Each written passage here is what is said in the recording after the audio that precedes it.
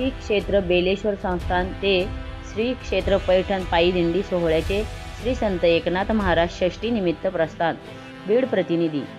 श्री गुरु ईश्वर बाबा भारती श्री क्षेत्र बेलेश्वर संस्थान बेलगाव ते श्री क्षेत्र पैठण पायी दिंडी सोहळ्याचे श्री संत शांतीब्रह्म एकनाथ महाराज षष्ठी निमित्त दरवर्षीप्रमाणे याही वर्षी बीड तालुक्यातील बेलगाव येथील श्री क्षेत्र बेलेश्वर संस्थान श्री क्षेत्र पैठण पायी दिंडी सोहळ्याचे आयोजन मठाधिपती हरिभक्तपरायण महादेव बाबा भारती महाराज आणि हरिभक्तपरायण शांतीब्रह्म तुकाराम महाराज भारती यांच्या मार्गदर्शनाखाली करण्यात आले आहे.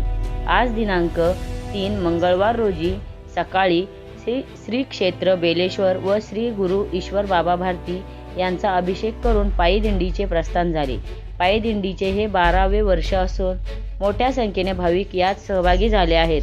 टाळ मृदंगाच्या गजरात ज्ञानबा तुकारामच्या नामघोषात दंग दिंडीतील भाविकांचे दिंडी मार्गावरील भाविकांनी आकर्षक फुलांनी सजवलेल्या रथामध्ये विराजमान महंत महादेव भारती महाराज व शांतीब्रह्म तुकाराम महाराज यांची ठिकठिकाणी आतषबाजी करत सडा समार्जन रांगोळी काढून सुवासिनींनी पाद्यपूजन करत औक्षण करत मनोभावे स्वागत केले.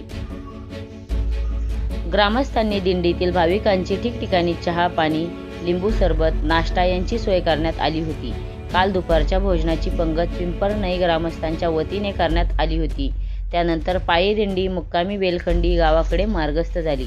पायी दिंडी सोहळा 3 मार्च ते 11 मार्च दरम्यान पायी दिंडीतील भाविकांना हरिभक्तपरायण दत्ता महाराज वायभट, हरिभक्तपरायण नानाभाऊ भिंगले, हरिभक्तपरायण सुरेश महाराज जाधव, हरिभक्तपरायण रामहरी महाराज येळवे, हरिभक्तपरायण विठ्ठल महाराज बांगर, हरिभक्तपरायण तुकाराम महाराज भोसले, हरिभक्तपरायण बाबासाहेब शिंदे, हरिभक्तपरायण अनंत काका मुळे यांच्या कीर्तनाचा बेलखंडी, बेलुरा, फूल, सांगवी, अर्धपिंपरी, मुंगी या ठिकाणाहून मार्गक्रमण करत असताना लाभ घेता येणार आहे.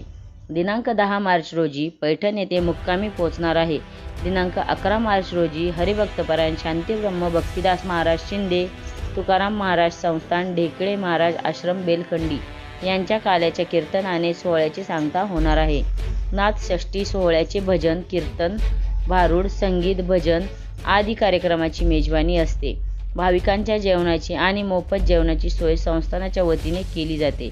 शांतीब्रह्म तुकाराम महाराज भारती यांच्या अथक प्रयत्नाने पायी दिंडी सोहळ्याला वेगळे स्वरूप आले असून पायी दिंडीत सहभागी होणाऱ्या पंचक्रोशीतील भाविकांचा सहभाग उत्तरोत्तर वाढत आहे.